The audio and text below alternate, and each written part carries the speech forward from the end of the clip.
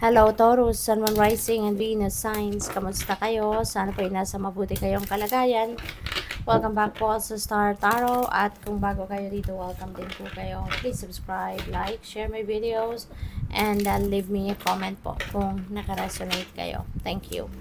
So, first card ninyo, current energy. We have the Three of Wands, which is beautiful. Ano yung dapat ninyong i-embrace sa ngayon? Wow, we have the Ace of Cups. Napakaswerte. Ano dapat ninyong iwasan? We have the Queen of Cups. Ayan. So, yung accomplishment ninyo would be the Page of Swords. Ano yung blessings and opportunities ninyo? Napakaganda. We have victory energy. Six of Wands. Yung obstacle ninyo, Three of Swords. At ang advice sa inyo ng Spirit is the Eight of Cups. So, that's really good. Merong mga new beginning dito na magaganap sa buhay ninyo. So, we have the Six of Cups. This is your theme for the week. So, maaaring ang iba sa inyo dito reminiscing. No? Reminiscing about the past. No? Maaaring inaalala ninyo ang nakaraan. Diba? Binabalik-balikan ninyo ang nakaraan. Maaaring na mi-miss ninyo, no? Yung dati ninyong buhay, yung bata pa kayo, maaaring ganon. So, there is, or baka nami-miss ninyo yung inyong pamilya, no? Or baka nami-miss ninyo yung mga mahal ninyo sa buhay, parents ninyo, mga kapatid, no? Anak ninyo, baka malayo kayo sa anak ninyo, something like that. So, there is going to be homecoming dito. Now, for sure, meron ditong uuwi. Meron ditong since malapit na yung Christmas season, no? So, siguro talaga this time, sisikapin ninyo makauwi at makasama ang mga mahal ninyo sa buhay, no? Yung ganon. So, good luck sa'yo. So, definitely, there is travel, no? Dito na magaganap. And yung current energy ninyo also is about travel, no? Si Three of Wands, this is there is travel energy sa Three of Wands. At ang travel na yan, depende sa inyong sitwasyon. Depende yan sa kung ano yung mga pinaplano ninyong gawin. Kasi si Three of Wands, ano ito implementation stage na ng inyong mga plano. Nakapagplano na kayo in the past, no? At nagsiguro na kayo kung ano nang gagawin ninyo. So, now is the time, no? Sa tingin ninyo, this is the perfect time na for you to roll out your plans or gawin na ninyo kung ano man ang mga plano ninyo. Kaya, yan, baka kasama sa plano ninyo yung pagbiyahe. Baka kasama sa plano ninyo yung pag-uwi sa pamilya ninyo, sa mga mahal ninyo sa buhay, no? Kaya, yan si Three of Wands. And also, siswertehin din kayo, no? There is good luck dito.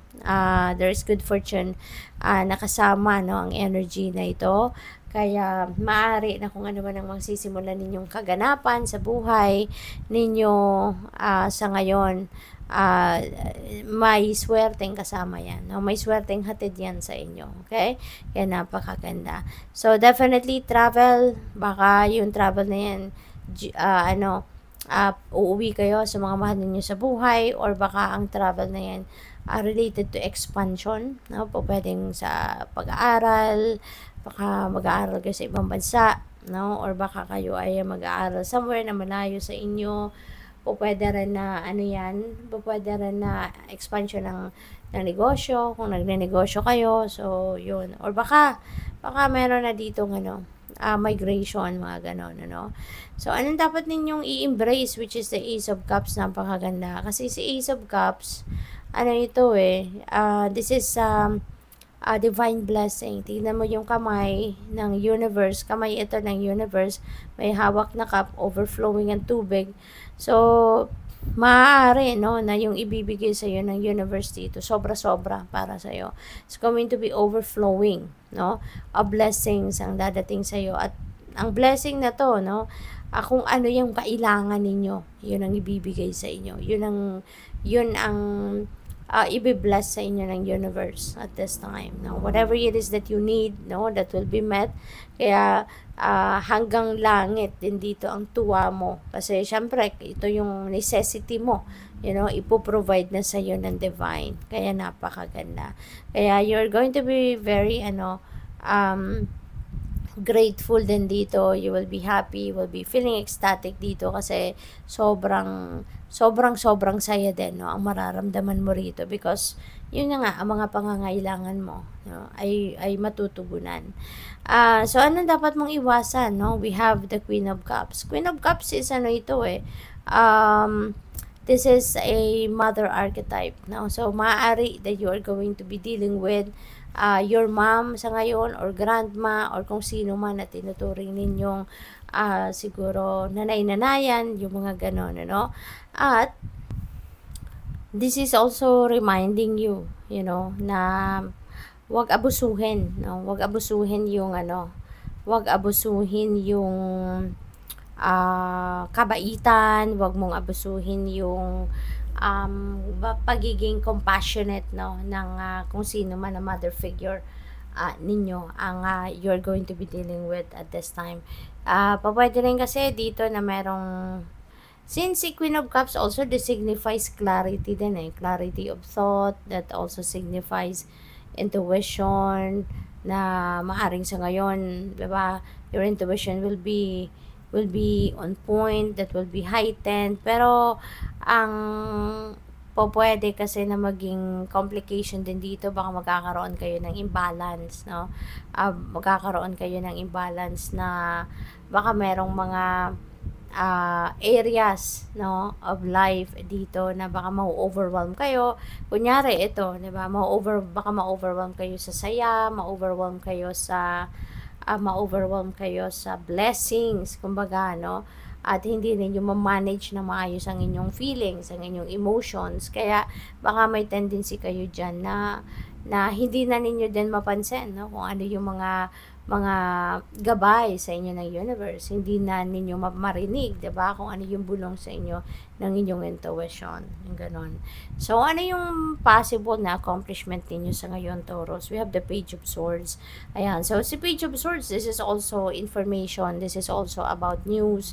This could be mga detalye na pwedeng, impormasyon na pwedeng dumating sa inyo rito na pwedeng makatulong sa iyo na magkaroon kayo ng clarity.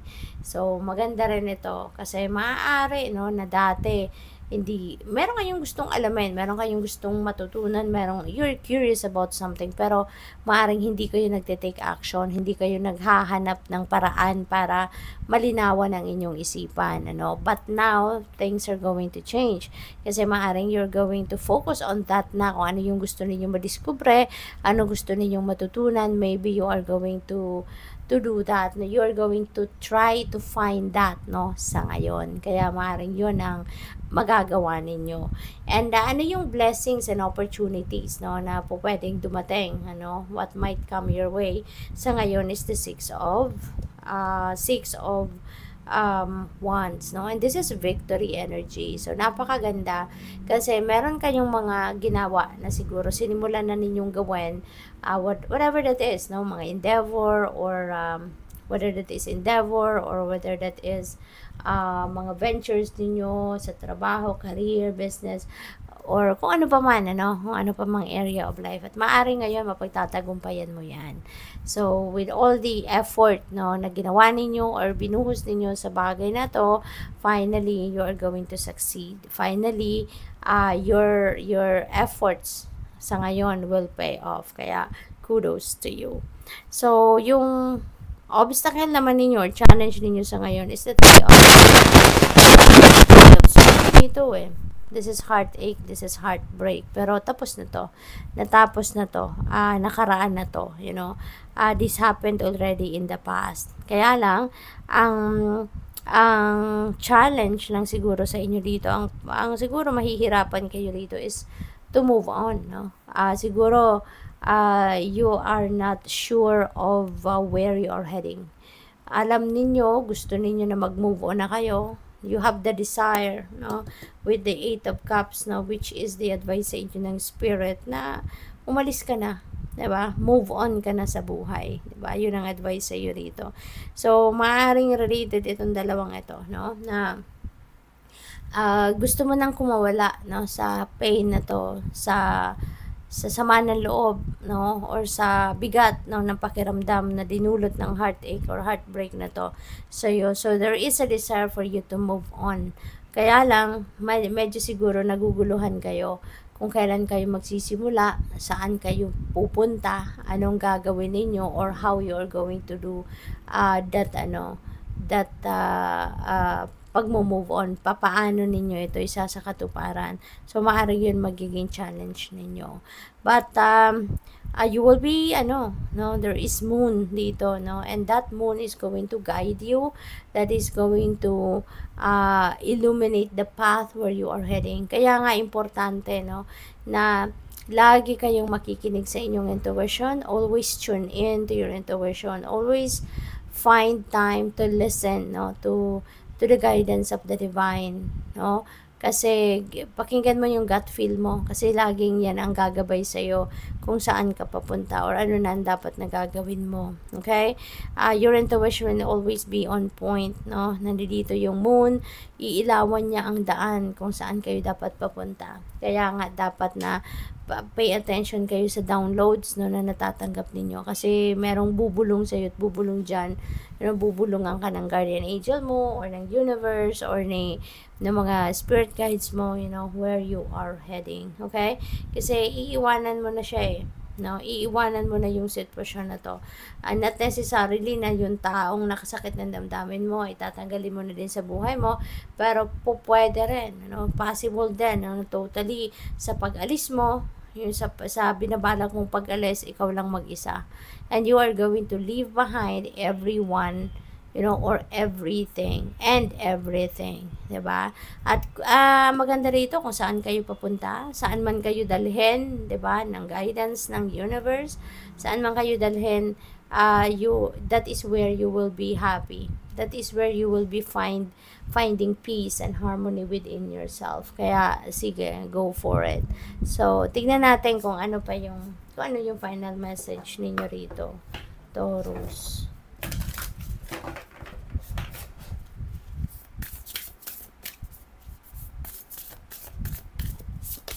So, we have tortoise. Ayan, you're too fragmented, so do whatever it takes to get grounded. That's siguro my point, diba? Kaya nga kayo siguro nahihirapan mag-isip, nahihirapan mag-decision kung saan kayo patungo, kasi fragmented kayo. Yung isip ninyo, maraming laman, at marami kayong pinagkakaabalahan siguro. Kaya you're too fragmented, you're here and there.